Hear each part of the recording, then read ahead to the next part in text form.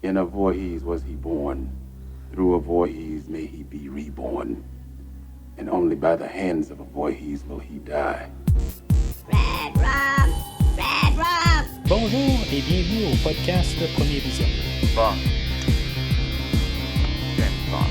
Le but de ce podcast est de s'amuser tout en discutant d'un film ou d'une série de films. The boy's pheromone levels suggest he wants to mate with the female. We can't protect the Earth. You can be damn well sure we'll avenge it. Il est important de prendre en note que si vous n'avez pas encore écouté le film discuté aujourd'hui, je vais le spoiler complètement. I'm your number one fan. Bonne écoute. Be afraid. Be very afraid. Bienvenue dans le comté de Cunningham. Aujourd'hui, nous parlons du châtiment de Jason, ou Jason Va en enfer! sorti en 1993 et réalisé par Adam Marcus, avec John D. LeMay, Carrie Keegan, Stephen Williams, Stephen Culp, Aaron Gray, Richard Gant et Kane Hodder. Je suis Mathieu et moi je ne vais pas vous faire payer le prix dans le fond pour avoir le podcast d'aujourd'hui. Je pense que vous avez déjà payé le prix en écoutant le film. Alors, bienvenue dans la rétrospective des slashers Jason et Freddy. Dans le fond, la rétrospective, je l'ai commencé l'année dernière, puis je l'ai intercoupé au travers de plusieurs autres rétrospectives que je fais, là, comme la rétrospective des films de DC, qui n'est pas encore terminée, mais la rétrospective de King Kong versus Godzilla, puis plusieurs autres rétrospectives. Dans le fond, rendez-vous sur premiervisionnement.com pour voir toute la rétrospective, qu'est-ce qu'on a fait là, au courant de l'année là, dans cette rétrospective-là. Mais aussi, vous pouvez voir là, tout ce que j'ai couvert aussi là, au travers des années. Là, puis même avant là, le début de cette rétrospective-là, vous pouvez vous rendre sur premiervisionnement.com. Puis juste aussi, en continuant un petit peu sur le sujet, n'oubliez pas là, des fois de liker l'épisode que vous la voyez passer là, sur Facebook, sur Twitter, n'importe quoi, ou juste republier ou n'importe quoi, ou commenter sur l'épisode d'aujourd'hui. Gênez-vous pas de dire qu'est-ce que vous avez à dire, puis me dire peut-être que si, mettons, vous n'avez pas payé le prix, finalement, que peut-être que c'était à moi le prix à payer ou c'était pas le film. En tout cas, gênez-vous pas de commenter sur Facebook sur l'épisode d'aujourd'hui. Aujourd'hui, on embarque comme dans la deuxième phase de l'univers des deux slashers dans le fond. Parce que là, comme je disais la dernière fois que je parlais de Freddy 6, on a comme fini là, la première univers de les deux slashers dans le fond. Puis là, on trouve une manière là, de comme continuer l'histoire. Le film d'aujourd'hui va être comme un peu une continuité là, de Jason, mais on va rebooter. En tout cas, on n'aura pas vraiment une suite directe. On fait juste comme ramener le personnage de Jason Voorhees, mais on n'est plus vraiment là, dans le même univers. En tout cas, on va en reparler un peu plus tard. Puis c'est pareil pour Freddy, dans le fond, on avait tué le personnage, puis au prochain épisode, là, dans la rétrospective, on va parler de qu'est-ce qu'on a fait aussi là, pour les années 90, comment on s'est adapté. Puis c'est ça, les deux films qu'on va faire là, dans la période des 90, là, en guillemets. C'est juste un peu là, pour me donner un souffle avant de commencer là, vers l'été, où on va parler beaucoup de l'univers des DC, excusez. Puis on va partir là, avec l'univers là, de l'homme d'acier, puis de Batman versus Superman, Justice League, tous ces films-là. On va s'en aller là, vers le film là, en tout cas, on va arrêter au film de Justice League de Joss Whedon.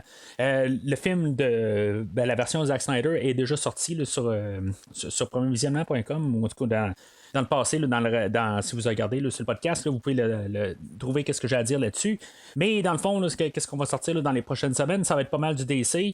À partir de là, avant de repartir avec Aquaman, ça se peut que je fasse quelque chose d'autre. Puis après ça, on va juste comme clencher par la suite, là, s'en aller vers vraiment la fin là, de tout DC.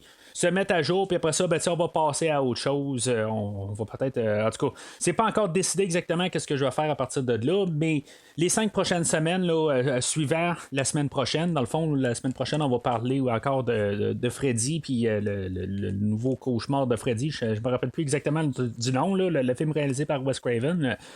Ça va être juste un dernier stop. Puis après ça, on va parler là, de DC là, pour quasiment pas mal tout l'été.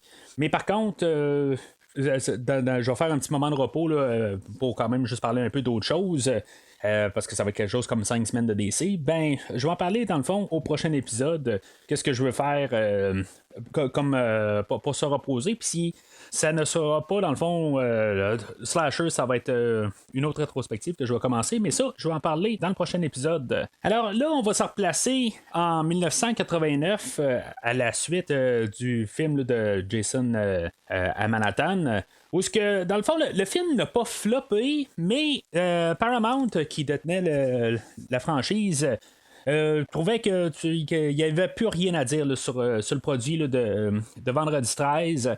Fait que ils ont comme vendu les droits de Jason à New Line, qui est la même maison de distribution là, que Freddy Krueger. Mais ils ont vendu juste le personnage. Puis, dans le fond, c'est Sean Cunningham, le réalisateur original qui avait fait le concept de Vendredi 13. Puis, en tout cas, du premier film, là, c'était notre réalisateur au début. Puis, c'était lui qui est arrivé avec le pitch de l'idée de Vendredi 13, le film le plus épeurant que vous avez vu. Puis, après ça, il s'est retourné vers Victor Miller pour écrire un film. Puis, c'est dans le fond, ça, c'est le. Je suis juste en train là, de parler de qu'est-ce qu'on a aujourd'hui, pourquoi qu'on n'a pas de nouveau Vendredi 13 depuis plusieurs années, puis ces deux personnages-là, ou personnes plutôt, là, c'est pas des personnages, c'est des personnes réelles, pourquoi ils sont en cours en ce moment pour des droits d'auteur, puis c'est qui a le droit sur ci, tout ça. En tout cas, c'est pas de là, c'est pas pour ça que je parle de ça, mais c'est juste pour vous remettre en situation. Sean Cunningham revient aujourd'hui en tant que producteur. Mais tu sais, si on se rappelle du premier film, lui, il n'a jamais vraiment travaillé sur le personnage de Jason Voorhees. Pour Jason, lui, c'était le petit gars qui sortait du lac, et c'est tout. Fait que, il est arrivé un peu aussi avec l'idée que Vendredi 13, c'était une. Tu sais, le plus ça allait, moins la franchise faisait moins d'argent. Fait que avec cette idée-là en tête, il se dit on va refaire quelque chose, mais probablement que les gens sont tannés d'avoir la même formule, ça se voit, ça s'essouffle. Fait que on va essayer de faire quelque chose de différent. Là, il y avait, je pense que c'est l'ami de son garçon qui venait aussi là, de produire un petit film, puis qui commençait à avoir une petite renommée. Adam Marcus, le réalisateur d'aujourd'hui. Lui, dans le fond, là, c'est lui qui est approché pour faire le film. C'est un peu la même mentalité des choses. Lui, dans le fond, il avait 23 ans. C'est sûr que pas mal tout le monde aussi là, dans le film est quand même assez jeune, mais lui, c'est ça, c'est genre son premier film, puis après ça, on est capable, il a l'opportunité de travailler sur une franchise connue, fait que c'est beau, regarde, on y va, on fonce dans le tas. Ce qui va être quand même assez drôle avec le film d'aujourd'hui, c'est qu'on va ramener 3 personnes qui ont travaillé sur Vendredi 13 avant. On a Kane Hodder qui va revenir pour Jason, en tout cas pour le peu de Jason qu'on va avoir aujourd'hui. On va avoir Harry Manfredini qui faisait la musique là, pour les 6 premiers films, qui avait été vraiment qui avait une entrée qui manquait beaucoup aux 2 derniers films plutôt. Puis on a John D. LeMay que lui avait travaillé aussi sur Vendredi 13, non pas les films mais la série télé qui a que ça faisait peut-être 1 an ou 2 qui ne passait plus à télé, mais lui, c'est ça, c'était le genre personnage principal là, des 2 premières saisons sur 3 saisons, je crois, de cette série télé. Fait que, tu sais, c'est comme on ramène un peu là, du monde, mais dans le cas là, de John D. LeMay, c'est sûr que c'est pas la même c'est pas le même univers, mais on le ramène quand même là, dans la franchise. Mais juste à titre indicatif, la série télé, je dirais que quand j'étais jeune, j'ai peut-être vu 1 ou 2 épisodes. Mais sans plus, là, juste le fait que Jason n'était pas dedans, ben, tu sais, j'étais pas intrigué, mais en tout cas, j'avais juste comme pas accès. Là. J'avais un cousin qui avait réussi à enregistrer une couple d'épisodes, puis je les avais écoutés, mais sans plus. Là, j'ai pas forcé la note là, pour essayer d'écouter plus. Mais en tout cas, ça a l'air que la série est quand même pas si pire que ça, une fois qu'on embarque dedans. Mais en tout cas, c'est juste pour dire que dans le fond, moi j'ai pas là, aucune connexion là, avec John D. LeMay pour la série télé.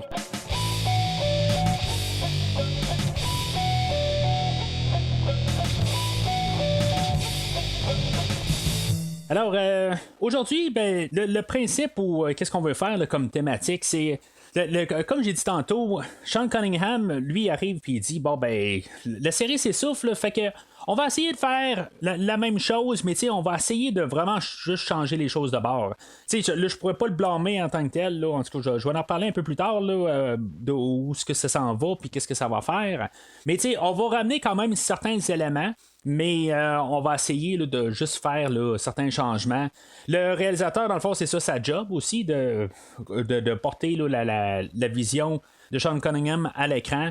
On va jouer sur certaines idées. Mais là, on va arriver puis on va nous présenter Jason au début. Puis après ça, ben, on va se dire qu'on va le retirer. Puis on va le ramener à la fin. Dans le fond, on va l'avoir, mais faut pas oublier, comme que j'ai dit il y a 2-3 minutes de ça, Sean Cunningham n'est pas responsable de la création de Jason comme qu'on le connaît.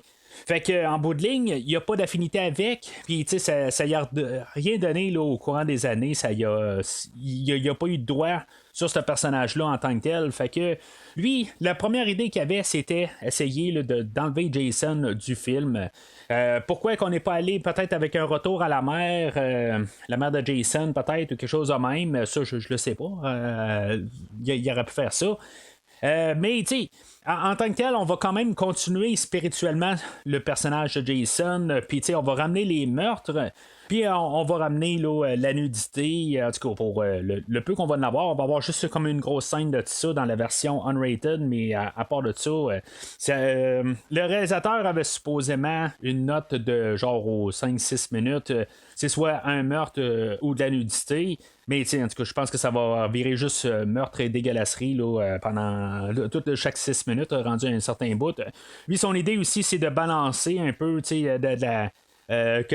généralement les vendredis 13 étaient plus vus pour les hommes. Ben là, il va ramener un peu l'idée là, de voir un peu. Amener là, les filles un peu avec de la nudité masculine là, fait que c'est ça un peu là, qu'on va essayer de faire, jouer un petit peu là, sur les règles déjà établies là, dans la franchise. On va jouer aussi sur l'idée que ça va être le dernier vendredi 13. Bon, OK, il y a juste quelque chose qui est contradictoire, c'est que quand Sean Cunningham a embarqué dans le projet, on était supposé d'avoir Freddy contre Jason, mais l'affaire c'est que quand il a eu les droits pour pouvoir faire le film d'aujourd'hui, ben il s'est fait mettre un frein tout de suite. On lui a dit oups, on peut pas faire ça parce que Wes Craven veut embarquer dans un projet pour ramener Freddy aussi. Fait qu'on a dit on va mettre Freddy contre Jason sur la glace, puis on va faire le film de Wes Craven, puis après ça, ben, on fera Freddy contre Jason. Fait que Sean Cunningham était déjà dans le projet, puis après ça, ben, suite à ça, ben, on a eu le film d'aujourd'hui. Mais là, après ça, on essaie de nous dire que c'est supposé être le dernier vendredi 13, mais à quelque part, on savait qu'on allait avoir Freddy contre Jason. Fait que, tu sais, tout ce qu'on dit à quelque part, puis même dans le marketing qui dit que c'est le dernier vendredi 13, ben, à quelque part, c'est faux, puis eux autres, ils savent en bout de ligne. Fait que, ils nous manquent de gens en partant, puis ils savent. Mais ça changera pas que on va essayer de donner une histoire d'origine, une histoire d'origine du mal, là, parce que l'histoire d'origine, on l'a déjà eu là, dans les autres films. Mais, tu sais, le monde en arrière, ou même Sean Cunningham, je pense qu'il a pas vu les autres films quelque part, puis je pense qu'il lui dans sa tête, là, bon ben, il y a le premier film, puis après ça, il y a les 7 autres films, que à quelque part, je pense qu'il dans sa tête, il n'y a aucune histoire là-dedans, puis ils ont essayé là, de rien élaborer. Quand on a vu les autres autres films, ben, on sait que c'est pas mal faux. Quelque part, ce qu'on va pouvoir donner quand même à la franchise des Vendredi 13, c'est pas tout le temps logique la suite, mais il y a quand même une histoire qui se tient de film en film. C'est pas tout le temps, ça se tient pas techniquement. Parce que Jason qui revient parmi les morts, puis tout ça, je veux dire, il y a du non-sens, mais il y a quand même une histoire de base qui va relier les films quand même pour qu'on comprenne quand même. Là, en tout cas, on se comprend là, pour le niveau là, de réalité.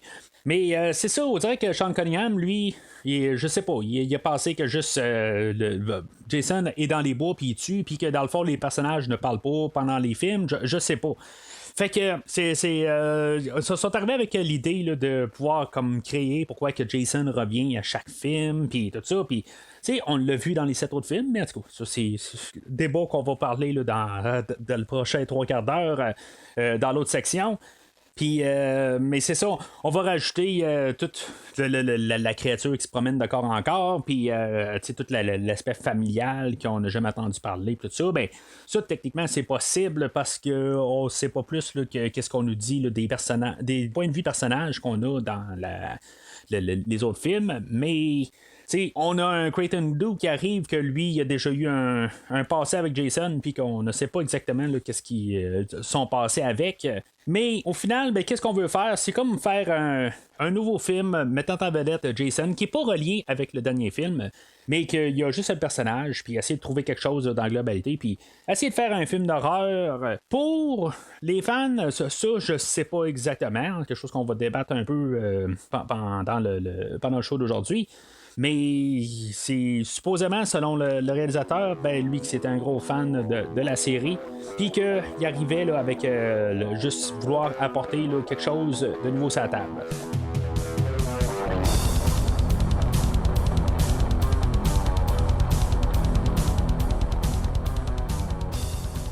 Alors, juste avant de commencer, dans la nouvelle édition du film, dans le coffret qui est sorti, je pense que c'est l'été dernier, il y a un nouveau box set qui est sorti, puis j'ai mis la main dessus.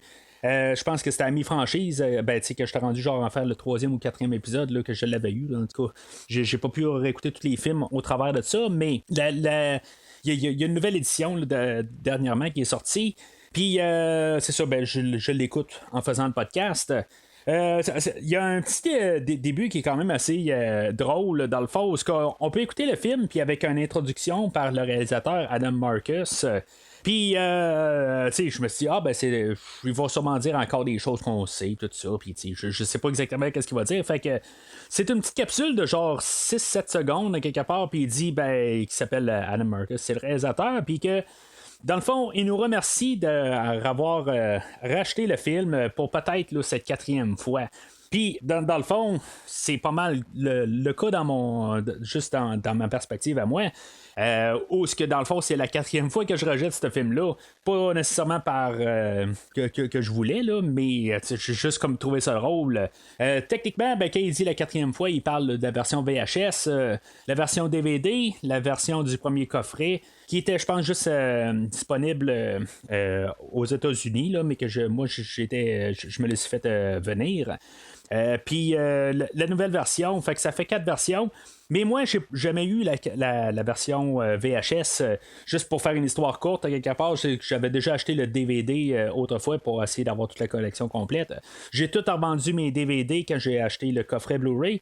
Et j'avais racheté le DVD sur eBay parce que je voulais avoir la version unrated, parce que le coffret américain n'avait pas la version unrated. Fait que je voulais avoir la version unrated pour éventuellement faire la rétrospective que je fais aujourd'hui. Et fait que je me suis racheté le même DVD comme une autre fois, mais finalement, quand le coffret, le nouveau qui vient de sortir, contenait la version unrated, finalement j'ai acheté ce DVD-là pour rien, mais quand même ça fait que c'est la 4e fois que je jette le film en soi. Alors tout ça, ce 2-3 minutes-là, pour dire que j'ai trouvé ça bien rigolo du réalisateur, puis d'un côté je me dis, est-ce qu'il rit de nous autres dans le fond, parce qu'il sait qu'en bout de ligne c'est pas le film le plus aimé de la franchise, là, mais en tout cas c'est juste un début là, quand même assez rigolo quand même pour partir dessus. Fait que le film ouvre avec l'introduction là, d'un agent infiltré là, du FBI, puis que dans le fond, là, le plan là-dedans, c'est d'amener Jason, le tuer dans le fond. On envoie l'armée, puis on règle le problème. Ce que j'aime beaucoup de ce début-là, c'est que c'est l'atmosphère. On a vraiment comme l'impression qu'on est de la suite là, des 5 premiers films. Il y a une continuité, on sent l'atmosphère que c'est semblable beaucoup dans les premiers films de la franchise. On va jouer avec des clichés, puis on se demande toujours quand est-ce que Jason va apparaître. Il y a la fille qui va avoir une lumière, il va avoir une lumière brûlée, elle va monter un escabeau, puis elle va descendre, puis est-ce que Jason va l'attendre en bas de l'escabeau? Elle va rentrer là, dans un cabanon, puis est-ce que Jason va la coincer dans le cabanon? Elle va aller prendre une douche, elle va fermer là, la pharmacie avec le miroir, puis est-ce que Jason va apparaître en arrière d'elle, puis finalement non, tout ça. C'est toutes ces choses-là qu'on voit juste des clichés, là, même elle qui va se déshabiller pour prendre sa douche. Là, c'est tous des clichés qu'on a eu là, dans la franchise, là, dans les 5 premiers films. Je trouve que c'est quand même bien apporté. Puis là, c'est ça. Là, éventuellement, Jason va se pointer. Son allure, honnêtement, moi j'aime son allure dans le film aujourd'hui. Je pense que je suis un des rares qui l'aime, mais j'aime quand même qu'est-ce qu'il y a de l'air. Malheureusement, on verra pas sa face aujourd'hui. Mais tu sais, si mettons, on regarde ça dans une suite du dernier film. Puis ça, dans le fond, je le vole là, de quelque part que j'ai lu ou j'ai entendu, je ne sais pas trop. Puis je trouve que ça a du sens, à quelque part. Mettons qu'on est la suite du 8e, Jason a reçu des produits là, toxiques dans la face, puis il a comme fondu un peu tout ça. On pourrait se dire à quelque part qu'il a essayé de remettre son masque au visage, puis là, dans le fond, il est comme juste finalement collé dans sa face, quelque chose de même. Au pire, ça peut être un peu là, la manière de regarder ça. La version officielle, c'est juste qu'il a porté le masque tellement souvent que finalement le masque il a collé au visage. C'est un petit peu nono comme idée. Je pense que je préfère là, vraiment l'idée là, qu'au pire, c'est ça, le masque a figé dans sa face une fois reçu les produits toxiques là, au visage. Je pense que c'est quelque chose là, que je vais plus être en arrière de ça. Mais si je me rapporte en 92-93, quand je savais que ce film-là allait sortir, j'ai pas pu voir ce film-là au cinéma. Ça va être le film de Jason X, qui va être le premier film que j'ai réussi à voir là, dans la franchise au cinéma. Tu sais, j'ai quand même essayé, j'ai quand même poussé mes parents à essayer là, de m'apporter à aller voir ce film-là, là, mais malheureusement, j'ai jamais réussi à les convaincre. Mais tu sais, il faut pas oublier que c'est pas comme aujourd'hui, hein, quelque part. Aujourd'hui, on peut voir les previews facilement. On va sur YouTube. Dans le temps, c'est qu'est-ce qu'on pouvait voir à la télé, que j'avais rien vu, dans le fond. Puis, tu sais, on fait juste regarder dans le journal pour voir qu'est-ce qu'il y a, les critiques, les affaires de même, que j'avais pas vraiment vu. Je sais que j'avais vu le synopsis aussi, que je comprenais pas exactement. Je me suis toujours demandé si, mettons, le synopsis était pas mal rentré avec le bon film, parce que je comprenais pas que Jason qui se promène de corps en corps. Ça, je me suis dit, ça n'a pas rapport. Là, ça va switcher à. Ça va être ça pour 2 minutes du film, puis après ça, on va avoir un film de Vendredi 13 standard. Mais c'est pas là où je veux en venir. Moi, j'ai comme eu tout le temps un peu l'idée comment qu'on aurait dû commencer ce film-là.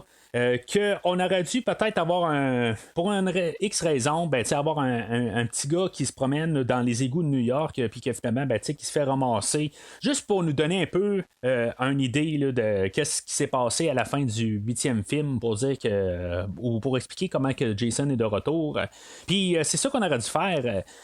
Juste avoir un petit gars qui se promène dans les égouts, puis que finalement, au pire, ça retourne de bord, puis qu'il voit une vague arriver, puis que dans le fond, c'est lui qu'on voit là, à la fin du film de Vendredi 13. En tout cas, moi j'ai comme tout le temps ça dans la tête pour m'expliquer ou faire le lien entre les 2 films. Mais tu sais, il est juste clair qu'à quelque part, on n'a même pas essayé. Là. Ça c'est sûr. Quand on parle là, avec quand on regarde là, toutes les interviews là, de tous les réalisateurs ou tous les producteurs, tout ça. On n'en fait aucunement mention là, qu'on a essayé de lier Jason à Manhattan, puis le film d'aujourd'hui. Mais c'est ça que moi j'ai dans la tête à quelque part, que c'est ça qui s'est passé. Alors là, on va complètement détruire Jason, on va le faire exploser. On est dans un film de Rambo. C'est tout au complet. C'est un bon grabber au début. Je trouve que qu'est-ce qu'on va faire après tout ça, on nous a tiré le tapis sous les pieds.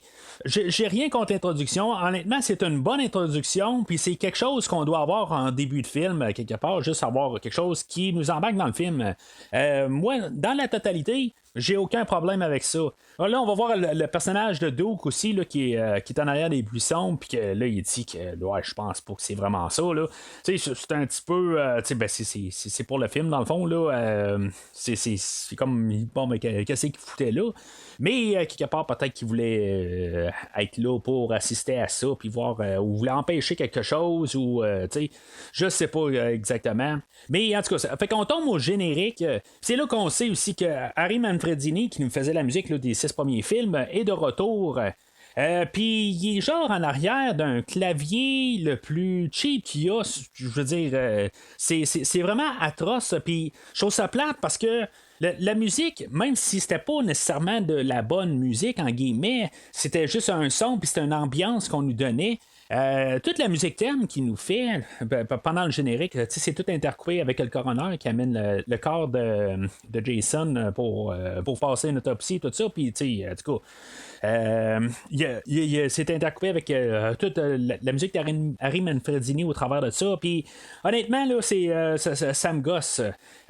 Puis, c'est pas. C'est juste plus dans les sections où on essaye là, de mettre plus de clavier. Parce que je trouve que qu'est-ce qu'on avait eu au début quand c'était plus calme, j'avais pas de problème avec ça. Je trouve que pour les bouts de calme dans ce film-là, où ce qu'il essaie juste de faire, juste mettre un peu de suspense, des affaires de même, je trouve que la musique est bonne, mais quand il essaye d'aller trop, puis genre juste mettre de l'action, qu'est-ce qu'on faisait avant, plus avec un orchestre, puis des violons, tout ça, puis mettre de la pression, puis qu'on essaie de monter le cran là, d'énervement, ben c'est quelque chose qu'on peut pas reproduire avec le clavier qu'il y a, puis honnêtement, ça vient plus tannant à l'oreille que qu'est-ce qu'on veut apporter. Puis je sais pas si maintenant on aurait gardé Fred Mullen là, qui était là, dans les 2 derniers films, si ça aurait été mieux. Peut-être que j'aurais quasiment préféré là, qu'on recycle la trame là, des 2 derniers films.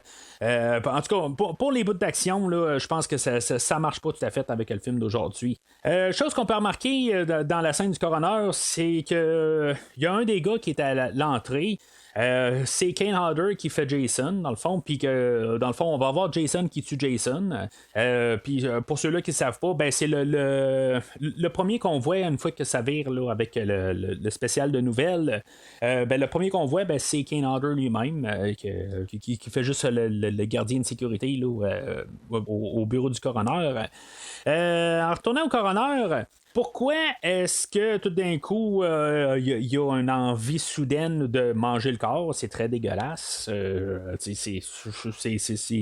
sais pas. J'ai regardé, je l'ai juste revisionné là, rapidement, là, la version rated et la version. J'ai écouté plus la version unrated là, pour aujourd'hui, mais j'ai revisionné rapidement. Toutes les scènes de gore, puis toutes les scènes là, qui auraient pu être prises dans la version rated, juste pour voir un peu les différences. Il y a beaucoup de scènes qui paraissent mieux, je trouve, dans la version rated, la version censurée du film. Il y a des scènes que j'ai pas besoin de voir là, pendant 1 minute et quart là, qui est en train de manger le cœur, tout ça. Je n'ai pas nécessairement besoin de voir ça. C'est dégueulasse, tout ça, mais quand on rentre dans un vendredi 13 aussi, il y a des choses qu'on veut voir, puis il y a des choses qu'on veut pas voir. C'est pour mettre ça un petit peu simple de même.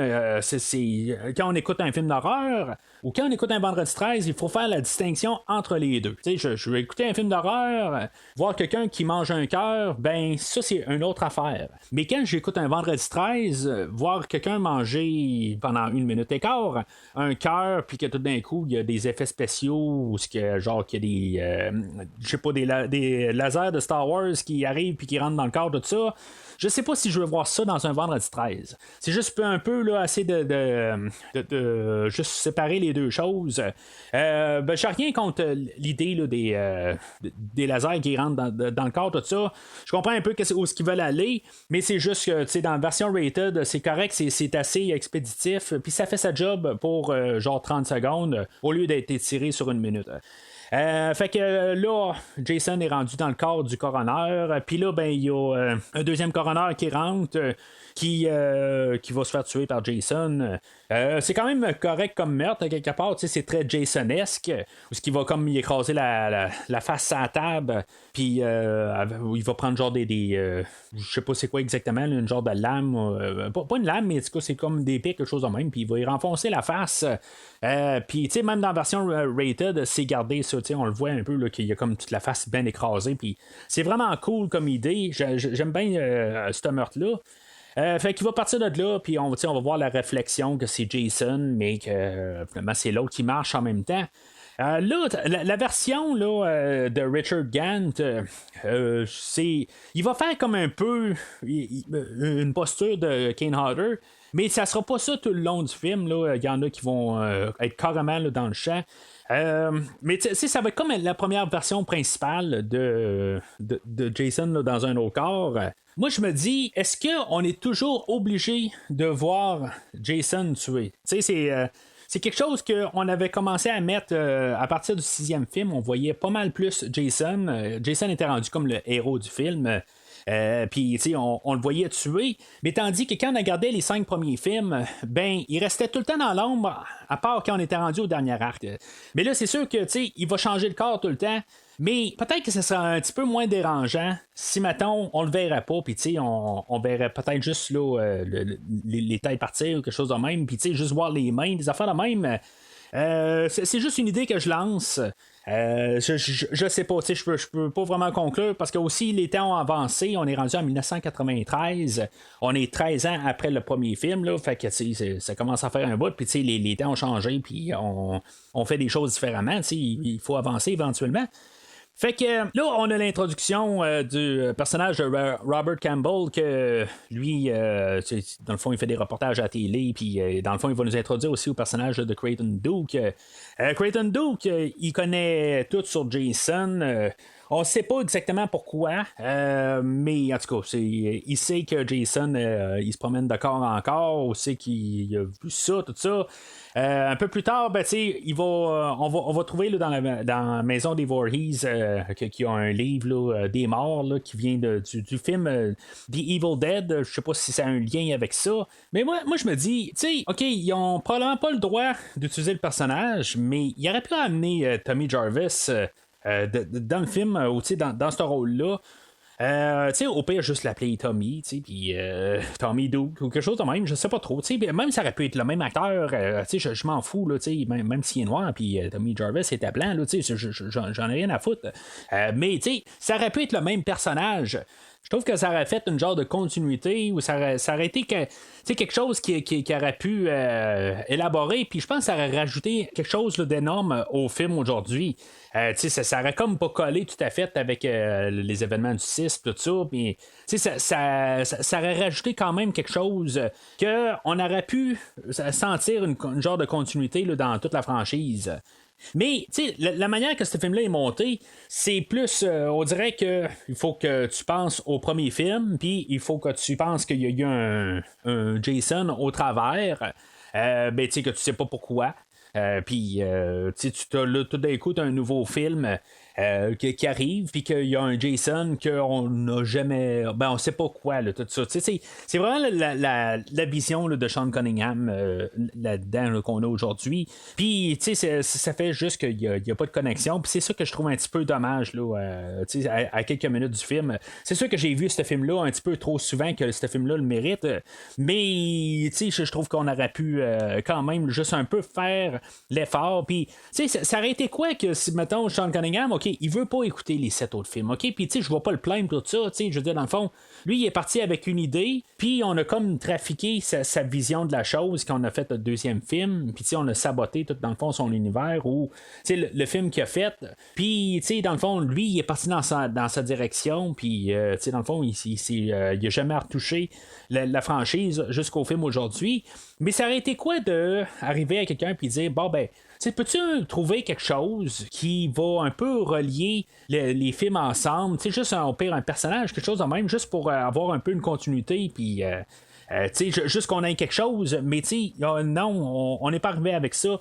Mais je vais juste arriver quand même pour le défendre de nos côtés. Lui, dans sa vision de la chose, la franchise est en train de vraiment mourir tranquillement. Puis lui, c'est probablement dit à quelque part, je vais repartir plus avec le concept de Vendredi 13, puis on va essayer de faire un film d'horreur avec qu'est-ce qu'on a un peu, mais on va essayer de ramener quelque chose de frais. Là.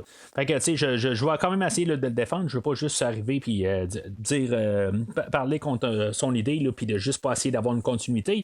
Il arrive quand même avec l'idée que la franchise est mourante. Alors à la suite de ça, on a pas mal l'introduction de tous nos autres personnages.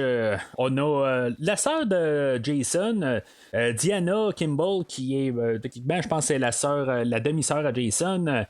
Qu'elle a travaillé dans un resto, puis ce restaurant-là, ils font comme une célébration que Jason est mort. En tout cas, c'est comme ça a comme pas rapport tout à fait, là, mais est-ce qu'on est en bordure de Crystal Lake peut-être, là, puis on se sent un peu libéré. C'est à savoir pourquoi que les boulettes de steak haché pour faire les hamburgers, pourquoi qu'on essaie de faire une face de Jason, quand dans le fond, on met ça entre deux pains. Puis, dans le fond, il va manquer un peu de viande quand on mange notre hamburger, là. Mais en tout cas, ça, c'est ça va là, pour un steak haché là, simple, mais pas dans un hamburger. Puis, elle mentionne vraiment là, dans un hamburger. Là. C'est pour ça aussi que j'y vais avec l'idée. Là. Mais en tout cas, fait que, on a tous nos personnages là, qu'on établit, là, puis un peu comme notre village là, de monde là, qui vont mourir pendant tout le film. Là, fait que, on nous a établi ça. Il y a Duke qui va au restaurant justement pour essayer là, d'approcher Diana. Mais tu sais, il est tellement comme con, on va se le dire. Il va s'arranger pour se faire arrêter par le shérif. J'essaie de comprendre exactement c'est quoi la mentalité là-dedans. Est-ce qu'il veut comme aider? Mais tu sais, clairement, il veut pas quelque part. Il veut se faire arrêter. Pourquoi tu veux te faire arrêter quand dans le fond tu viens de te faire offrir genre 500 000 $ pour amener à la capture de Jason, puis en bout de ligne, tu t'arranges pour te ramasser dans la prison. Ça marche pas, là, tout à fait. Là. Le but là-dedans, je comprends pourquoi on l'a fait, point de vue histoire, parce que quelque part, il va falloir qu'il se ramasse à côté de Steven pour pouvoir dire toute l'histoire, puis comment que Jason, dans le fond, pourquoi il revit, tout ça, puis qu'est-ce qu'il faut qu'il fasse, tout ça. Ça, je comprends, mais ça n'a pas de sens qu'on se ramasse là. Fait que on a Steven que dans le fond là lui c'est le père de l'enfant l'enfant ou la petite fille à Diana.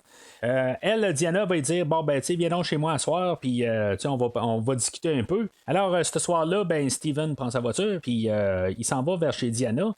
En route, il va rencontrer des campeurs. Ça, dans le fond, c'est une scène rajoutée. En tout cas, selon les dires des personnes, genre, on avait 2h15 du film. Puis finalement, quand on a coupé dans le fond tout le superflu, il restait genre 57 minutes au film. Puis finalement, il a fallu aller chercher une scène de plus. Ça marche pas tout à fait parce que le film dure 1h30. Puis cette scène-là dure à peu près 10 minutes. Là. Mais en tout cas, c'est juste pour dire que des fois, quand on écoute des documentaires, c'est des mémoires des gens aussi. Puis toutes les mémoires font tout le temps défaut quelque part. Puis des fois, on essaye de juste exagérer les choses. Mais en tout cas, fait que là, on a des campeurs que dans le fond, qui vont passer à l'abattoir. Scène quand même assez extrême. Je sais pas si... bon, OK, c'est là où on va avoir notre nudité puis tout ça, puis OK, c'est correct, mais je sais pas si ça devient pas trop. C'est quand même cool, la fille là, qui se fait transpercer puis qui se fait couper en deux. Dans la version censurée, on voit rien de ça. C'est sûr que c'est cool, mais l'autre côté, ça devient quasiment malaisant à certains bouts, tout ça. Je sais pas exactement si je veux tout ça dans dans un vendredi 13. C'est un peu des deux. T'sais. Si, mettons, pour l'instant, dans les scènes censurées, peut-être que celle-là, je l'aurais gardée en tant que telle. Là, je trouve que peut-être dans sa globalité, cette scène-là est le fun quand même à écouter. C'est écœurant et tout ça, mais ça fait un peu le côté brutal à Jason. Mais à quelque part, ben, c'est un petit peu extrême aussi. Là. Chose que j'ai remarqué là, quand j'ai écouté le documentaire, là, comme que j'écoute là, à chaque fois là, avant de parler au podcast, Crystal Lake Memories. Puis le gars qui s'est fait tuer là-dedans. Il dit que lui, dans le fond, Jason va y prendre la tête puis il va écraser avec sa botte. Puis c'est comme ça qu'ils vont mourir. C'est quand même assez drôle, tu sais, dans le fond, c'est parce qu'on le voit pas, qu'est-ce qui se passe, là. Mais ça a l'air comme peut-être la version officielle, c'est ça qui était marqué dans le script, là, mais c'est juste qu'ils ont peut-être manqué d'argent pour le filmer, ou, tu sais, ils ont déjà pris assez là, de temps pour faire la sculpture là, de la fille qui est sur elle. Mais c'est ça. Il était supposé de juste avoir Jason qui écrase la tête, probablement là, dans le même genre là, que Michael Myers il fait là, dans les deux derniers Halloween. Puis, ben, tu sais, quand j'ai les deux derniers, je parle du deuxième de Rob Zombie, puis le film de 2018. Là. Mais c'est ça, tu sais, c'est ça qu'il dit. Moi, j'ai toujours comme pensé que Jason il écrasait la tête avec ses mains. Là. En tout cas, moi, c'est tout le temps ça que j'ai eu dans la tête. Mais c'est juste quand j'ai écouté le documentaire, ben, que j'ai réécouté le documentaire, que lui, il dit ça. Fait que faut croire que ça serait ça en bout de ligne là, qui se passe avec le personnage. Mais c'est ça, pour les campeurs en tant que tel, c'est une bonne scène. Ça a l'air vraiment détaché du restant du film. Là. C'est juste ça que je trouve un petit peu plate. Mais c'est quand même juste du vendredi 13 cliché. Puis c'est ça que j'ai l'impression que Sean Cunningham a dans la tête de toute la franchise, que c'est juste ça qui se passe pendant 90 minutes, puis que, je sais pas, le film coupe directement à la fin, puis tout d'un coup, on prend un film plus loin, puis il n'y a pas il n'y a rien pour relier les films, en tout cas. Fait que on s'en ramasse chez Diana, qu'elle est en arrière du restaurant, puis elle va mettre les poubelles dans le conteneur, tout ça. Pourquoi que Steven était sur la route avant, puis en tout cas, je vous dis, quelque chose qui marche pas là, dans le timeline là-dedans. Faut pas oublier que quand même la scène a été rajoutée là, pour les campeurs, mais Steven était déjà sur la route pour se rendre chez elle, puis là, elle est en arrière. C'est juste que ça marche pas en fait. Là. C'est là où je veux en venir. Là, on va avoir aussi juste un policier qui va arriver comme par hasard. Puis on voit que Jason est dans les buissons, puis finalement, ben, Diana va rentrer dans le restaurant. T'sais, on voit pendant le film que Jason est indestructible. Puis là, il la voit en face de lui. Pourquoi qu'il saute pas tout de suite sur elle? Je me semble que je sais pas, ça n'a pas de sens avec le restant du film, pourquoi qu'il le fait pas tout de suite, t'sais? Mais en tout cas, fait que Jason préfère changer de corps, puis après ça, revenir à Diana quand elle va être chez elle. C'est comme ça marche pas dans le temps, quelque part. T'sais. Jason va prendre le personnage de Joss, puis il va l'amener chez lui, puis après ça, il va changer de corps, puis après ça, il va retourner chez Diana. Pendant que Steven, lui, il a fait le tour de la ville en voiture, puis après ça, ben, Diana a fini son chiffre, puis après ça, ben, elle est rentrée chez elle, puis Steven rentre il va aller la rejoindre après ça, mais Jason va avoir été encore plus rapide en ayant parti de Crystal Lake, puis en retournant chez Diana, puis en passant par la ruelle en arrière, puis, je veux dire, ça marche pas, là. Mais en tout cas, fait que on voulait quand même nous montrer, comme j'ai dit un peu plus tôt, genre un peu là, de masculinité, un peu tout ça, juste pour un peu déstabiliser les gens. Que Jason va faire la barbe à Joss, le policier. Pourquoi il fait ça? Je ne sais pas tout à fait. Mais en tout cas, il fait ça, puis après ça, ben. Il va rentrer là, dans le corps de Josh, puis finalement il va se rendre chez Diana, puis c'est ça, ben. Jason pas assez fort quelque part pour juste s'embarquer là, dans Diana, mais Steven arrive à temps aussi. Finalement, ben, Diana va mourir là-dedans. Puis le shérif, dans le fond, c'était le chum à Diana. Fait qu'il va arriver, lui, puis finalement, ben, il va inculper tout de suite Steven. Mais tu sais, à quelque part, lui, il va dire que c'est Josh, là, un autre policier. Puis vraiment, ben, Josh, tu sais, il aurait pu juste au pire dire, ben, Josh, t'es où, tu sais, tu peux comme juste appeler. Tu sais, dans le fond, là, il est pas inculpé, il fait juste rentrer Steven derrière les barreaux pour interrogatoire, tout ça. Mais, tu sais, il aurait pu juste lancer une ligne. Ben, tu sais, on essaie de rejoindre Josh, puis après ça, ben, tu sais, on va essayer là, juste au moins de voir si ça a du sens ton histoire. Là.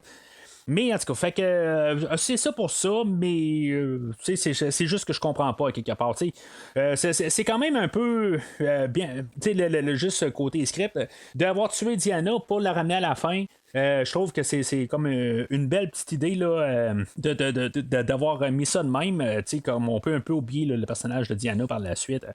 Toute cette petite affaire-là, je trouve ça quand même intelligent là, comme côté script. Là.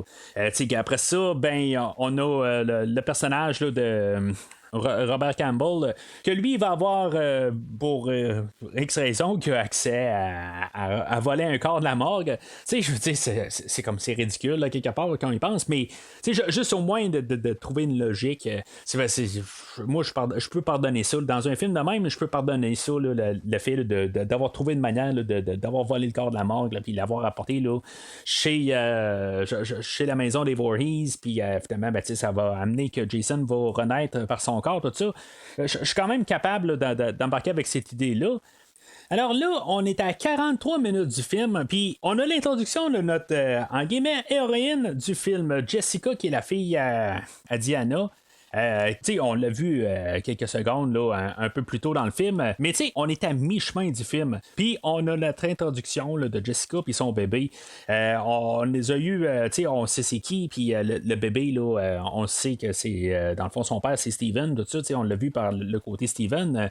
Mais c'est elle, dans le fond, ultimement, qui est comme l'héroïne ou la sauveuse ou l'élu ou n'importe quoi, tu sais. Fait que puis c'est elle ultimement qui peut juste tuer Jason, mais on fait son introduction à mi-chemin du film. Moi, dans mon livre à moi, ça aurait dû se faire une demi-heure avant, ça aurait dû être son histoire, si c'est ça qu'on veut faire avec le film d'aujourd'hui.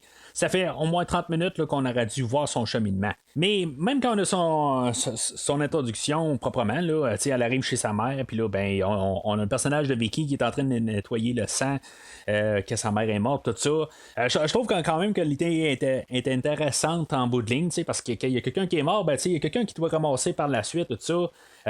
C'est pas une idée qui est très élaborée, mais je veux dire, juste de le voir, je trouve ça quand même intéressant. Mais c'est ça, ça reste là. Pendant ce temps-là, ben, on a Steven qui est en prison, puis on a Do qui est à côté. Puis lui, dans le fond, il est sadique un peu. Il va vouloir vendre l'information de qu'est-ce qui peut tuer Jason, puis pourquoi Jason est toujours en vie, puis tout ça. Puis dans le fond, le prix à payer, c'est qu'il casse un doigt pour l'information. Puis c'est ça, je veux dire, c'est une scène que honnêtement, le personnage de Do, que je l'aime bien pareil, je trouve juste qu'il est un peu bizarrement écrit, mais quand il est là, je trouve qu'il est capable de soutenir l'histoire puis le film. Je trouve qu'il n'est pas assez là. Honnêtement, là, je trouve que, ce que je peux voir pas mal là, dans les critiques là, des gens, j'essaie de tout le temps là, de me vider la tête là, de qu'est-ce que les gens pensent, tout ça. Mais je sais qu'il est beaucoup critiqué, mais moi, je trouve que juste que c'est le personnage qui aurait dû être le personnage principal là, dans ce film-là. Il est vraiment là, comme dedans là, l'acteur là, Steven Williams, puis vraiment là, c'est cliché à mort, mais honnêtement j'embarque plus là, dans son personnage là, que le personnage là, de Steven. Alors Steven et Duke vont comme essayer là, de trouver une genre de manigance pour que Steven réussisse à se sauver. Dans le fond, il va crier, puis dans sa cellule, puis il va avoir le personnage de Randy qui est un des chums à Steven, puis finalement il va se faire il va tomber là, dans le piège, là, puis finalement Steven va réussir à se sauver. Steven va se ramasser au restaurant où ce que Diana travaille. Puis, il va être dans le backstore. Puis, on va avoir placé le bébé là, dans juste une petite boîte de carton. Là. Honnêtement, je me dis juste hors écran, là, il doit y avoir les parents qui sont juste à côté. Là. Parce que, quand un bébé de 6 mois dans une boîte de carton sur un comptoir, sur un meuble. le bébé, ce sera pas long, il va juste essayer de bouger, puis il va foutre le camp à terre. Je trouve juste ça un petit peu irresponsable là, je pense que c'est Vicky qui amène le bébé puis qui le met là. C'est comme carrément ridicule, mais en tout cas, je comprends pour le besoin de la scène, c'est juste plus facile là, que mettre le bébé à terre, mais avoir eu juste un parc ou quelque chose de même, là, ça aurait eu plus de sens. Il y a le personnage de Ward qui est un des cooks du restaurant qui va offrir à Steven ses clés puis il peut partir avec sa voiture. Dans le fond, on n'est pas supposé de voir là, que le personnage de Ward est un peu sympathisant dans l'histoire. Puis dans le fond, il sait pas qu'est-ce qui s'est passé. Fait que puis on sait pas toute l'histoire en arrière techniquement aussi. Il y a Steven qui était au restaurant au début du film. Fait que peut-être aussi il y a une bonne relation avec les gens aussi là. Fait que tout ça, on ne sait pas exactement. Là. Alors, Steven va partir à la maison des Voorhees. Il faut remarquer aussi la version quand on voit le panneau Voorhees, il manque un O là, dans Voorhees. Mais en tout cas, c'est quelque chose là, qui m'a frappé. Là.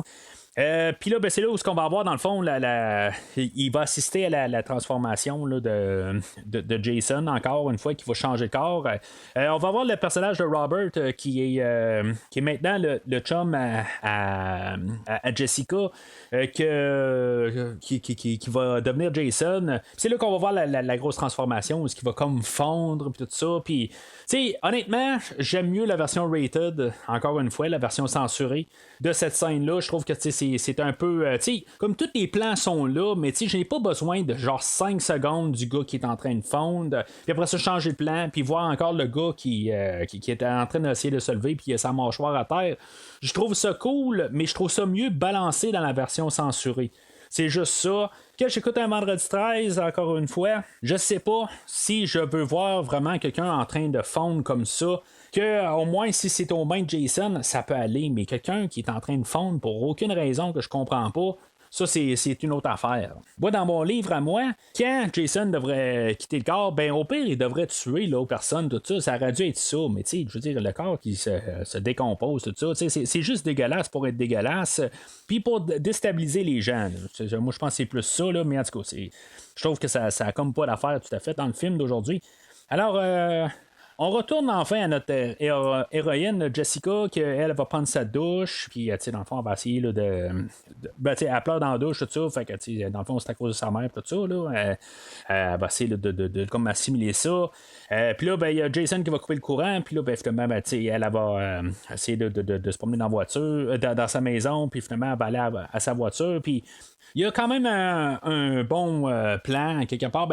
Encore une fois, on essaye là, de nous placer là, quand est-ce que Jason va apparaître. Puis finalement, c'est juste quand elle embarque dans la voiture, puis qu'elle part sa voiture, où il y a les phares arrière, la lumière rouge, qu'on va voir que Jason est en arrière. Je trouve ça quand même intelligent. Puis je veux dire, c'est une belle idée là, qu'on va voir. Il y a quand même toujours des belles idées là, dans ce film-là. J'essaie de donner là, le pour et le contre là, entre chaque scène. Puis là, c'est ça, finalement, Jason, il va préférer juste comme prendre sa tête, là, puis prendre tranquillement, là, juste essayer de faire le transfert de corps, mais il est vraiment long à faire ça.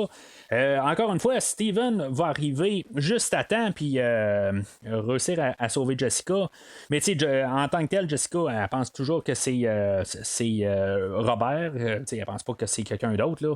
Mais dans le fond, Robert, là, il était vraiment genre dangereux, tout ça là, aussi. Là, mais c'est ça, à quelque part, elle pense quand même que c'est juste Robert au pire qui a perdu la tête. Là. Fait que là, ils vont se sauver de là, puis finalement, elle va essayer là, de se sauver là, de Steven. À quelque part, elle pense que Steven a tué Robert, tout ça. Fait qu'elle va sauver au commissariat de police. Puis là, on va avoir une scène qui va plus me faire penser à un genre de l'arme fatale, ou ça a l'air d'être plus une genre de comédie policière, où ce que Randy va arriver pour aller arrêter Steven. Mais ils vont se battre, puis dans le fond, ils vont dire qu'un a un fusil, puis l'autre va répondre moi aussi j'ai un fusil, puis tout ça, puis évidemment, Randy va embarquer Steven parce que Steven veut se rendre au commissariat de police parce que Jessica est rendue là.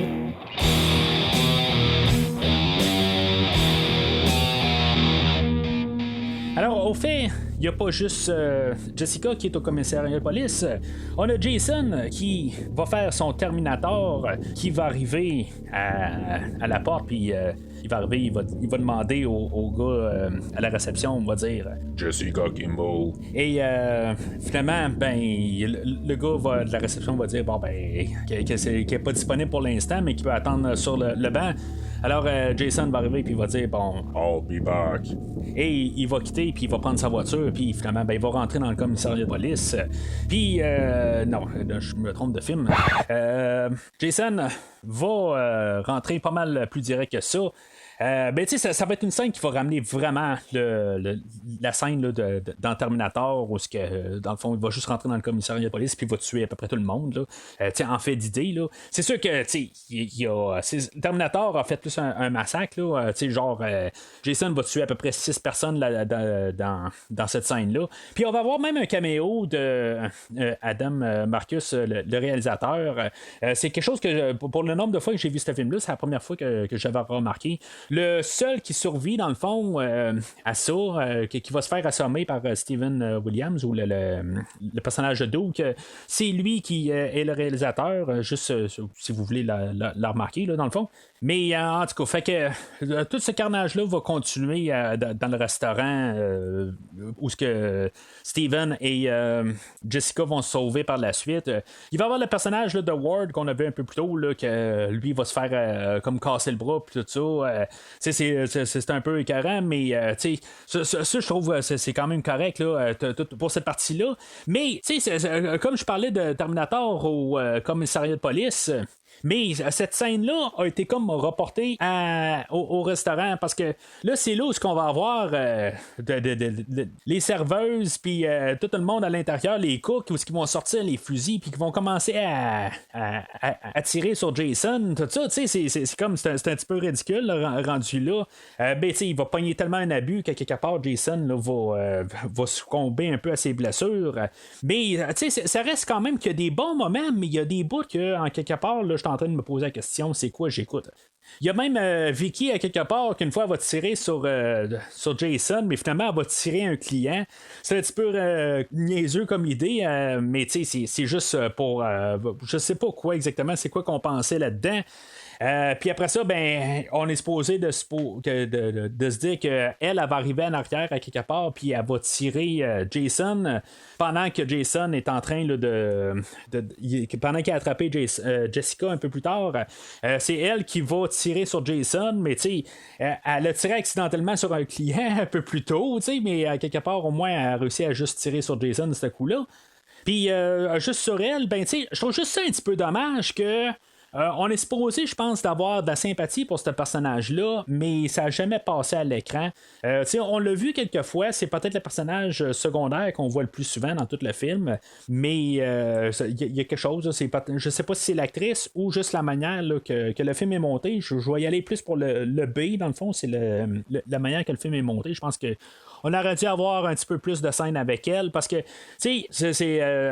Jason va la pogner, puis dans la version censurée, il va non censurée, il va y écraser la tête, tout ça, puis je sais pas, ça aurait été le fun de peut-être un peu ressentir quelque chose pour elle, mais on a juste misé sur l'écœuranterie. Il y a la propriétaire du restaurant où ce qu'elle va se faire enfoncer les dents ou la mâchoire là, dans le fond de la tête, qu'il est comme un peu rigolo dans le fond, puis le meurtre que je pense que j'aime le plus là-dedans, c'est il y a une petite personne là, de 4 pieds 1, je pense, que lui va se ramasser la tête carrément dans la friteuse. C'est sûr que Jason aussi peut-être s'est fait cuire la main là-dedans, mais il doit pas la ressentir bien. Mais c'est ça, je veux dire, il va y mettre la tête dans la friteuse, puis je pense que c'est le meurtre que j'aime le plus là, dans cette scène-là, là, dans sa globalité. On voit pas vraiment là, son visage en sortant, mais quand même juste par idée, puis un petit peu la manière c'est fait. Puis en même temps, je me suis dit, bon, on a une petite personne, puis normalement, là, dans ces genres de films-là, on a toujours un petit peu de sympathie pour des personnes qui n'ont pas une forme normale, là, en guillemets. Puis normalement, c'est eux autres qui survivent, tout ça. Puis là, ben, on s'est dit, non, lui, il est peut-être petit, mais il va quand même passer au toast, quasiment fait vraiment littéralement. Alors, pendant que tout le monde là, se battait au commissariat puis au restaurant, ben Duke est passé par l'arrière du restaurant, puis il a kidnappé le bébé, puis il l'a amené à la maison Voorhees pour avoir la finale. Chose que vous pouvez remarquer, le message que Diana envoie dans la boîte de carton où le bébé est, c'est pas le même message que Steven va ramasser un peu plus tôt. Un peu plus loin, en tout cas, il y en a un qui ne dit pas exactement les mêmes mots. Ça veut dire la même chose, mais c'est pas les mêmes mots qui sont. Ben, c'est pas la même feuille. Quand Steven va ramasser le même mot, il va se retourner de bord puis il va voir genre super gros couteau sur le mur. Mais je me dis, tu sais, c'est un casse-croûte. Est-ce qu'on a besoin d'un gros couteau de main dans un casse-croûte? Je sais pas pourquoi que ça c'est là, mais en tout cas c'est là, je sais pourquoi, parce qu'on veut avoir le visuel plus tard pour Steven qui décapite la tête à Randy, mais ça a-tu du sens que ça soit là dans un casse-croûte? Je suis pas certain de ça. On va faire un petit montage où on ne va pas montrer c'est qui le policier là, qui va devenir le nouveau Jason. C'est quand même bien fait à quelque part. Je suis même pas sûr que c'est un des acteurs qui est là. Je pense que c'est une doublure qu'on a décidé, là, juste pour être sûr qu'on puisse pas savoir c'est lequel des deux. Là, une fois que Jessica elle se ramasse à la maison des Voorhees, il y a Do qui va être là puis qui va y lancer une dague, puis finalement là, la dague va se transformer. Pourquoi cette dague-là en particulier? Je veux dire, dans le fond, elle aurait pu prendre n'importe quel couteau dans toute sa vie, puis ça s'aurait transformé. Je comprends pas tout à fait. Puis c'est à cet endroit aussi que, finalement, là, les deux policiers vont arriver, puis là, il faut se poser la question, c'est qui est Jason? C'est juste que je me dis, je pense que Jason, avec tout ce qu'il y a eu depuis tantôt, il n'y a pas besoin de commencer à essayer de convaincre que lui, c'est Jason ou pas Jason. Rendu là, Jason, il a juste à foncer dans le tas. Puis en même temps, ben, tu sais, ils nous trichent, ils vont tricher là-dedans, parce que Randy va parler. Puis je trouve qu'à quelque part, c'est juste nous tricher à quelque part. Tu sais, il devrait pas. Il aurait dû comme essayer d'au moins garder la ligne que il parle pas. Puis c'est ça, je trouve juste ça un petit peu dommage à quelque part. Ils ont comme saboté un peu en voulant tellement nous guider dans la mauvaise direction que je trouve que c'est juste plate à quelque part. Mais bien sûr, ben, c'est là, une fois là, que le shérif se fait tuer par Jessica, ben, on découvre que naturellement, elle tue le mauvais, dans le fond, que c'est Randy, mais elle est pognée avec le corps du shérif sur elle. Puis finalement, ben, encore une fois, il y a Steven qui arrive à la rescousse juste au bon moment, puis qu'il va décapiter Randy. Puis là, c'est là où on va avoir la révélation que Jason, c'est une petite créature.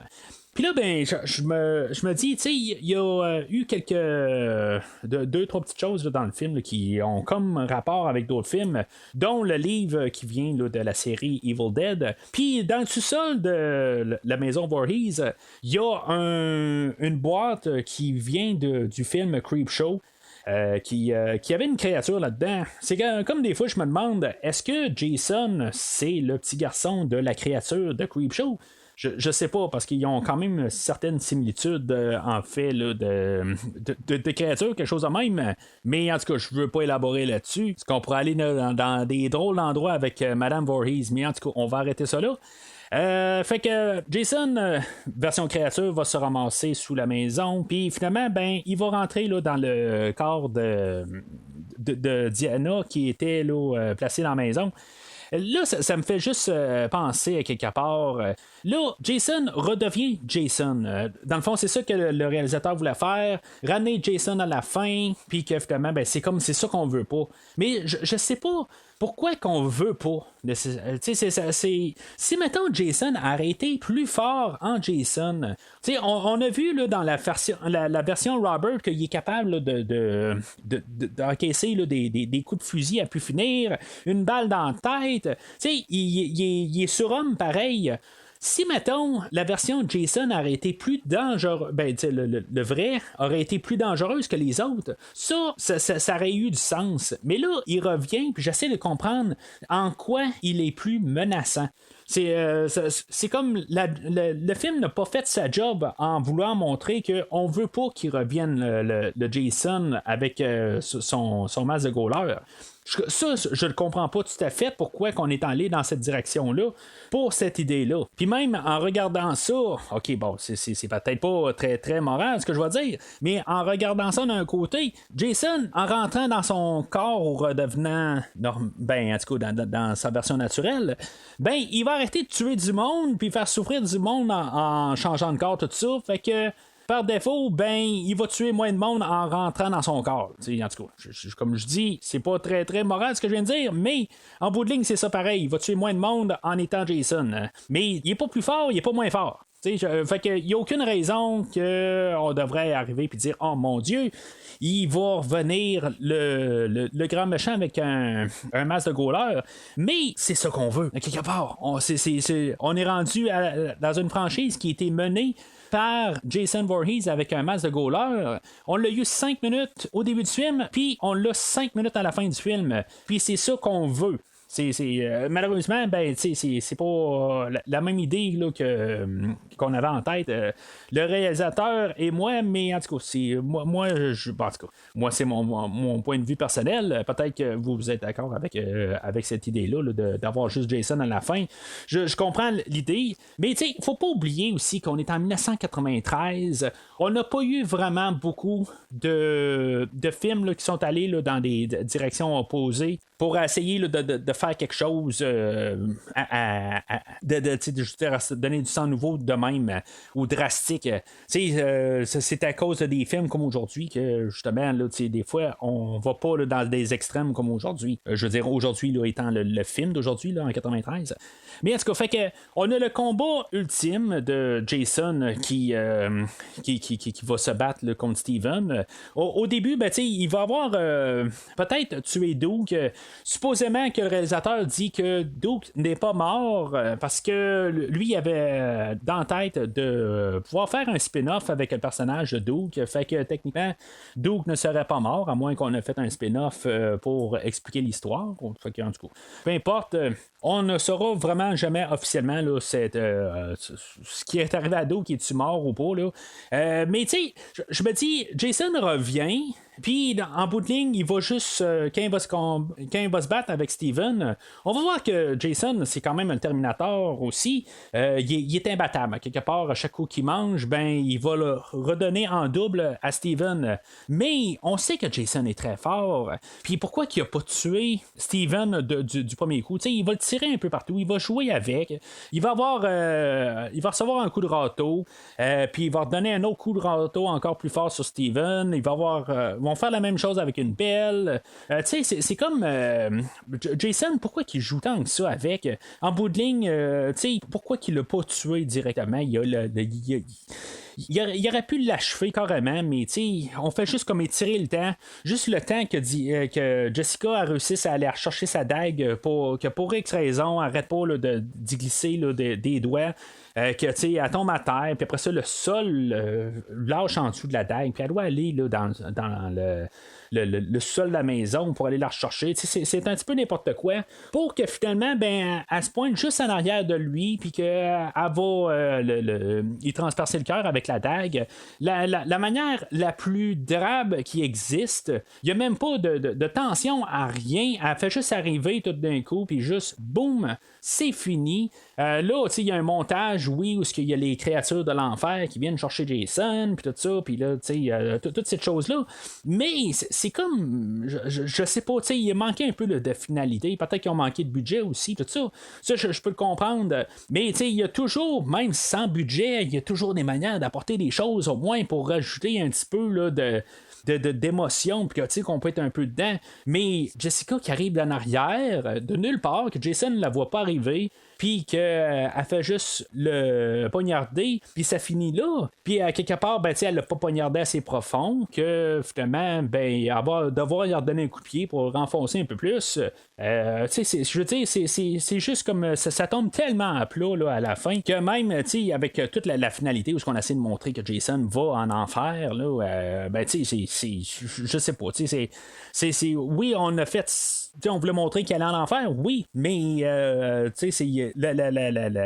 le temps de s'y rendre, c'est comme pas mérité. Fait que on est rendu à l'aube, puis finalement, ben, le soleil se lève, puis finalement, notre couple qui doit peut-être refaire leur vie ensemble, finalement, en tout cas, vont juste quitter là, vers le soleil levant.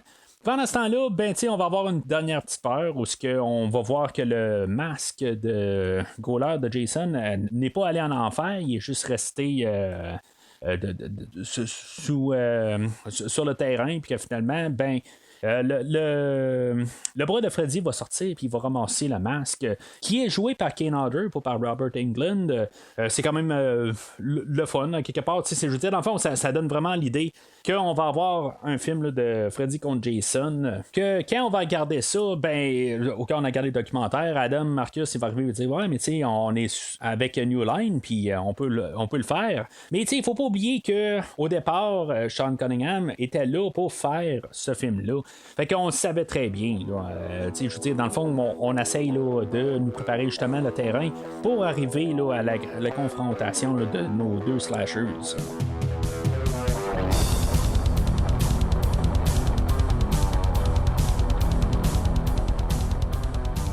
Alors, en conclusion, ben, je veux dire, j'ai été assez clair là, depuis la première minute là, du podcast aujourd'hui. Je trouve ce film-là là, quand même une grosse déception. On avait comme des bonnes intentions. Si on y va sur le côté là, de Cunningham, la manière qu'il a approché le projet, je comprends qu'il a gardé ça, point de vue monétaire, ok, la franchise était rendue essoufflée. Peut-être qu'on devait juste prendre 1 an ou 2, au lieu d'essayer là, de craquer tout le temps, toutes les années, un nouveau vendredi 13. Peut-être que c'est juste ça qu'on devait faire, pas arriver, puis juste comme partir dans une autre direction totale.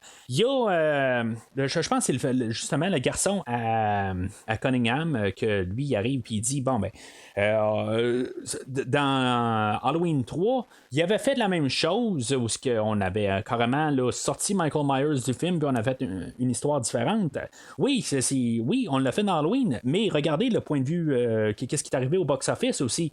C'est ce film-là, puis j'enlève rien parce que je l'aime bien le film d'Halloween 3, mais le box-office, ça l'a planté solide. Fait que pourquoi qu'on n'a pas utilisé justement cet exemple-là pour dire bon ben il faut quand même faire une continuité avec ce qu'on a. Bon, en 93, Halloween, on avait eu le 4 et le 5 par la suite, puis c'était sur le point aussi là, de partir juste vraiment là, directement en vidéocassette. La rentabilité là, dans cette franchise-là aussi, elle n'était pas très très forte.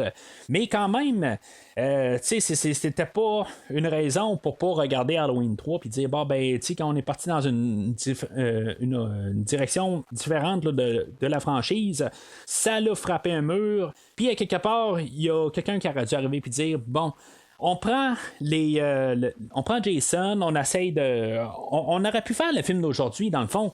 Puis, juste au moins pour le dernier acte au complet, pas pour juste 5 minutes, pour le dernier acte, pour le dernier 20 minutes, une demi-heure, ramener Jason, puis montrer pourquoi que c'était dangereux de ramener Jason. C'est niaiseux quelque part, mais. Puis surtout de parler après coup, là, plusieurs années plus tard, je comprends ça, là, on est quasiment 30 ans là, après le film. C'est facile de dire ça. Mais ça aurait été simple un peu d'arriver et de dire bon, ben qu'est-ce qui a marché, qu'est-ce qui a pas marché. C'est comme ça, je pense qu'il aurait fallu regarder le film d'aujourd'hui. Puis juste arriver, puis ok, Jason se promène de corps encore, ok, ça c'est correct, on veut mettre quelque chose, d'apporter ça, ok, tu peux le faire, mais au moins que le dernier acte. T'arrives puis tu dis bon ben les gens qui viennent écouter le film aujourd'hui, ils veulent voir Jason quand même. C'est le monde qui sont allés voir le dernier film, le 8e film, voulait quand même voir Jason. Oui, c'était pas super, super rentable comparativement à les premiers. Ça, je peux le donner. Mais là, tu fais le 9e film dans une franchise. C'est quoi qui pensait qu'il allait arriver? Que les gens allaient dire, bon, ben, finalement, on s'est débarrassé de Jason, puis ça fait 7 films qu'on le voit en trop.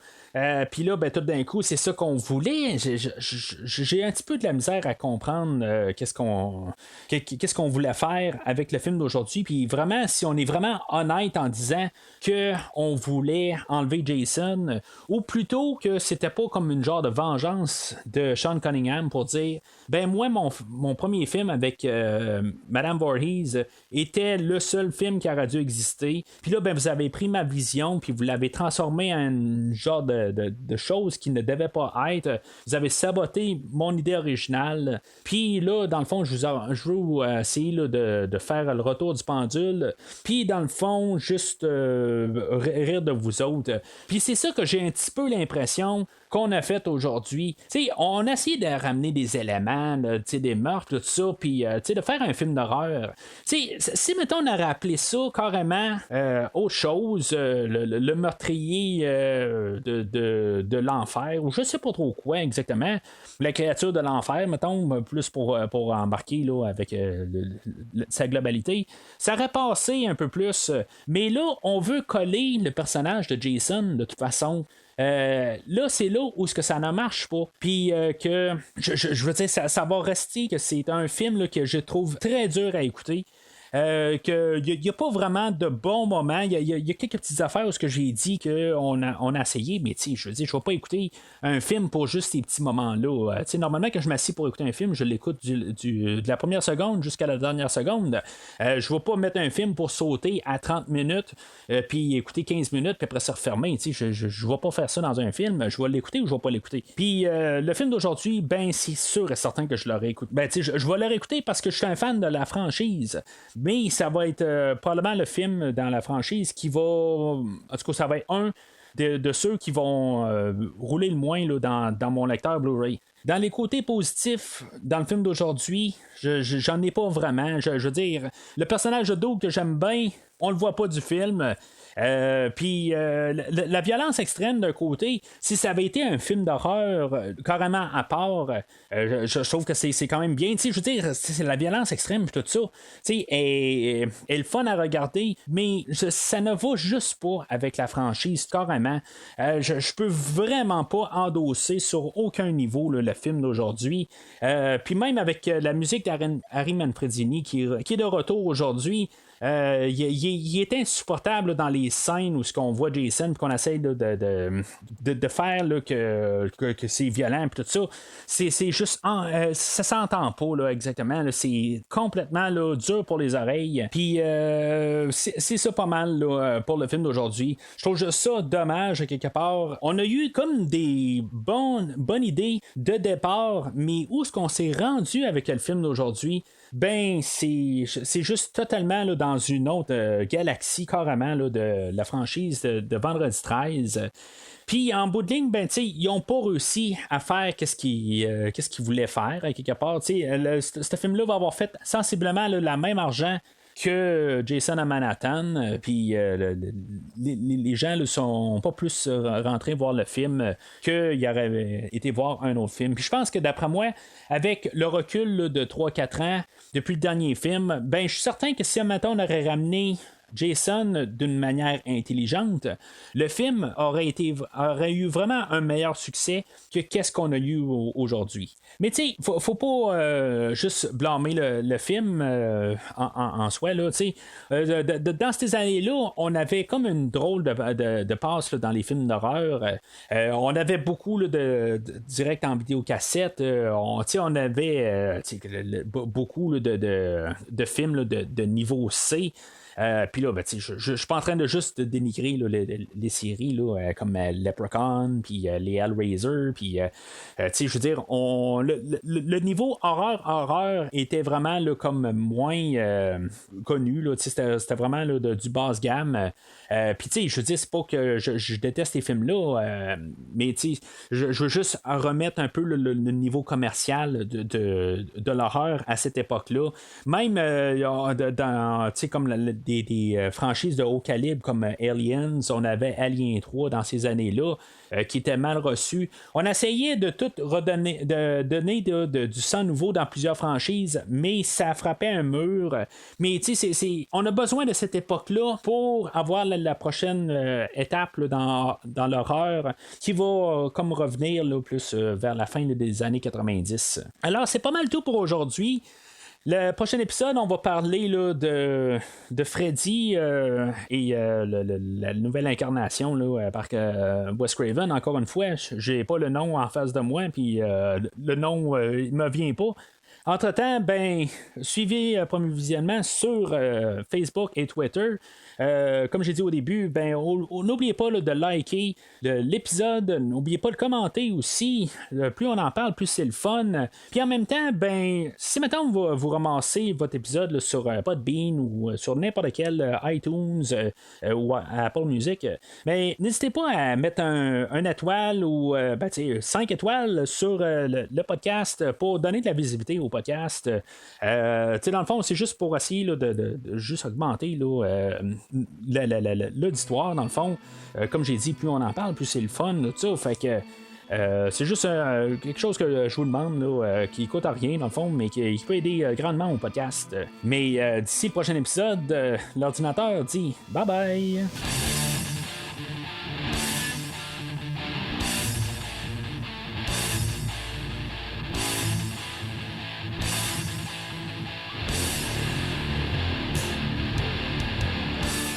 Merci d'avoir écouté cet épisode de Premier Visionnement. J'espère que vous vous êtes bien amusés. Revenez-nous prochainement pour un nouveau podcast sur un nouveau film. Les opinions qui se sont dites sont les miennes et ont pour but de mieux comprendre le film et ou trouver un sujet de discussion et non de servir comme version officielle ou définitive du film discuté ici. N'oubliez pas de suivre la page Facebook de Premier Visionnement pour être informé de nouveaux podcasts. Vous pouvez écouter Premier Visionnement sur plusieurs plateformes, dont Spotify, YouTube et Stitcher. Merci et au prochain épisode.